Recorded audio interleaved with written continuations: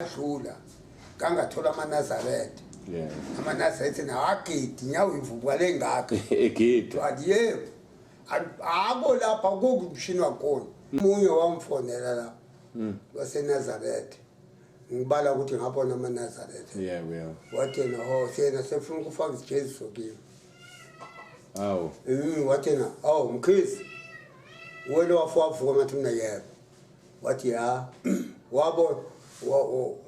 wabonani ngithi nakuningi nje ngibonana wathi ngizuthi wabona ngisho amaNazaretha ayidesi ngathi mina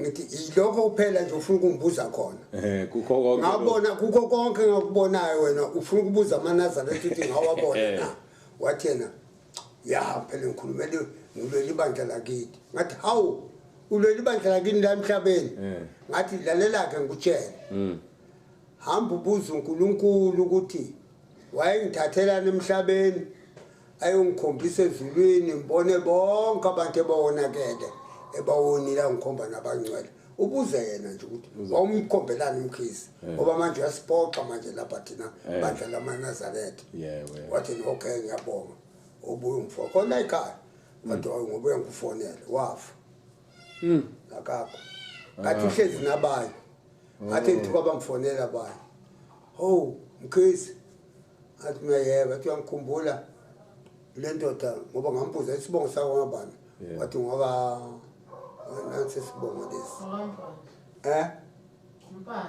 Mpanza yebo Mpanza wathi ngokaMpanza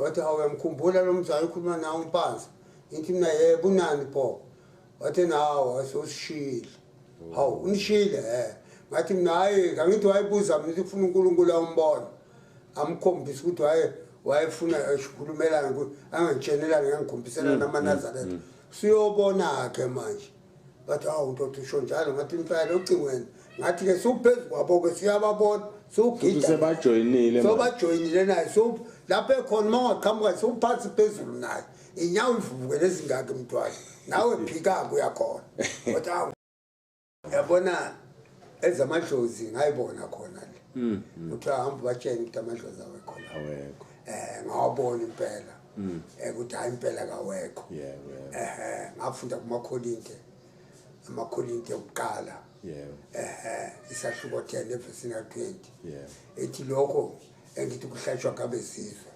abakuhlabela uNkulunkulu bakuhlabela amadimoni angithandi kube ngihlanganyela namadimoni ngesiphuze sitsha senkosi nesitsha samadimoni yabona ngisho endlini yami uAdam lo yebo manje na azange bena ngimthathu Adam noma ngumkhipha lapha ngombamba uyabonakala uyathatha kodwa ngobe ngicela mase siqedile ukuyibona wathi uzongibona efonini wathi ubona la iyo lesizwe liyambuyisa emhlabeni athi sembonga uNkulunkulu iyo lesizwe liyambuyisa emhlabeni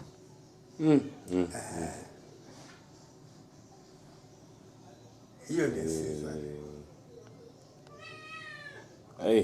athi mfuna bamphike abanye baphika yebo uye ke ubaba uMkhize lona othi wabuya ezulwini ebuyiswa phela uye uJesu Kristu njengoba eseveza isithombe lesi athi wathi uJesu Kristu mayesembuyisa wathi kuyovela isithombe sakhe efonini angasendelwa umuntu esaqhamuka nje ezulwini wazovela lesi sithombe sakhe phela uTholimi lona oyigumgedlela leke lakhuluma ngaye njengoba lalikade likhuluma ngomlando kuKristu kumaphathi adlule ukuthi oJesu laba baningi Jesus Christ hayi umsindisi wawa-Israyeli ngoba phela lesi sithombe esikaTholimi lona wayeyisosha lakhona eGreece elafika laqotha imbokodo nesisekelo khona laphayana izweni lase-Egypt lishaya aba-Egypt libakhipha enkolweni kaNkulunkulu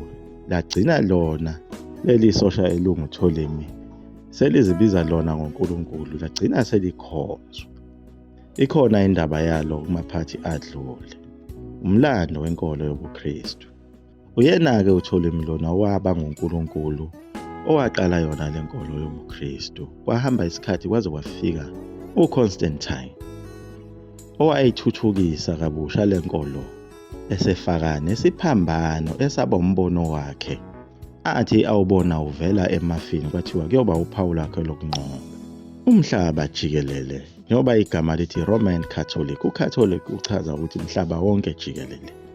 Isiphambano lesi asihlanganisi lutho nomsindisi nokubethelwa komuntu, kodwa lowo obethelwe esiphambanweni uyiyo indodana yelanga, njengoba naye uTholiwe wayeseyiyo phela indodana yelanga, njengoba bona belandela uNkulunkulu welanga. Naye uConstantine wayehlezi kuso isihlalo sikaJesus Christ, eyindodana yelanga. Uyena phela uConstantine wasungula lo Jesu wesibili okuyena owaba umdwebo womuntu ongakaze aphile emhlabeni, isithombe nje esasungulwa. Bese kuthi omunye uJesu wesithathu uye phela uCaesar Borgia, lona owayeyindodana kaPope wesihlanu, owayeyisosha, owalwa kakhulu waze wabulala umfowabo ebusosheni phela efuna isikhundla sasebusosheni. Waphinde wazoqhwaga isikhundla salesi sihlalo sikaJesu, kwahlala yena kuso. Ekubeni wayengungqingili, ingakho uthola izithombe zakhe isikhathi esiningi umlomo ubovu.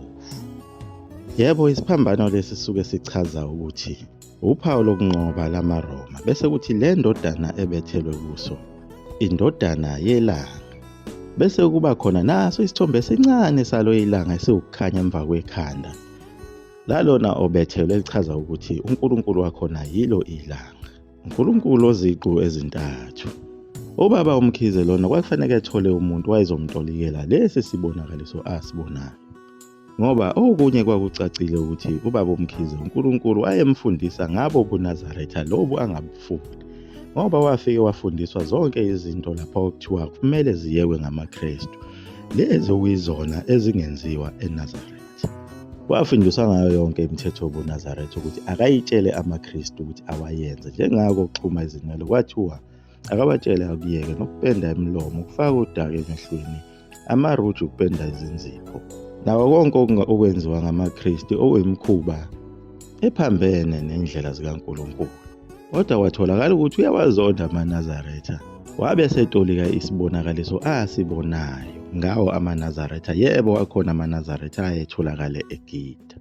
Seke yavela leyo nto yatolikwa futhi ubantu ababenomoya oyingcwele ukuthi lawo amaNazaretha asohlelweni lokuthi angazenzi izinto zobuNazaretha eziphelele, angayihambili nemigidi yakhona. Ngoba phela umgido ilolu hlelo lomdanso okuthiwa iMassacre Dance, umdanso kaNkulunkulu, hayi ithomoyi. Umgidi phela yiwo lona ogidwa yibona oDavide. Akuvelanga nje kwazisukela kwaba ingoma, akuyona ingoma noma indlama, imfihlo yasezulwini. Kodwa lo baba wayethunyiwe ukuthi aye kuwo amaNazaretha ayobatshela ngalesi sibonakaliso asibonayo. Watholakala ukuthi yena uvikela inkolo yakhe yobuKristu, wangawuhambisa lo myalezo. Like lachaza iGumkedlela ukuthi nalo ibandla lamaNazaretha, ngisho umsunguli walo wayevele naye engumKristu, nezinto eziningi ezenziwa khona zaqhamuka ngabantu abangamaKristu ababefikelwa uNkulunkulu ukuthi behambise imiyalezo khona eNazaretha. Ngisho imizi yakhona iningi layo yakhiwe ngazo izibonakaliso ezazibonwa yiwo amaKristu. Kuphinde kube ingxenye yabantu abangakholwa ababehambisa izibonakaliso kuyo inkosi yamaNazaretha. Wehlulekile uKhabazela, ayekuthunywe nguNkulunkulu. Ngo-2011 lesi sibonakaliso size saphinde sazobuya ngo-2022. Ngebhadi elikhulu uKhabazela akasekho emhlabeni, wahamba engayihambisanga lesi sibonakaliso, kodwa wasitolika ngendlela evikela ibandla lakhe lobuKristu. Ukhona nomunye umama lisazomveza iGumkedlela naye owasibona futhi lesi sibonakaliso, kodwa naye wasitolika ngenye indlela ngenxa yokuvikela ibandla lakhe lobuKristu. Uzogcina ehambile naye emhlabeni engasihambisanga lesi sibonakaliso. Lapho kuyodingeka izingane zakho ziyomcelela intethelelo. Liyaguqa lapho iGumkedlela, umzukulu amafutha omkhofu 20 omnesuka phade. Amen.